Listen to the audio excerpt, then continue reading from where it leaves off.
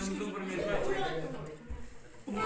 Solas degan bizi mening akim Mengshas Sadam degan bir akelerimizin hürmetine o'rnab kelishdi. Analarim so'rag'anligi akelerim neginasi bor deb turib aqa.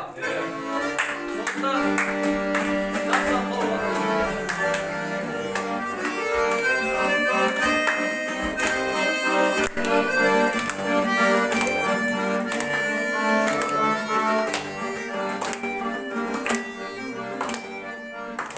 Allah'tan kiyin bir şey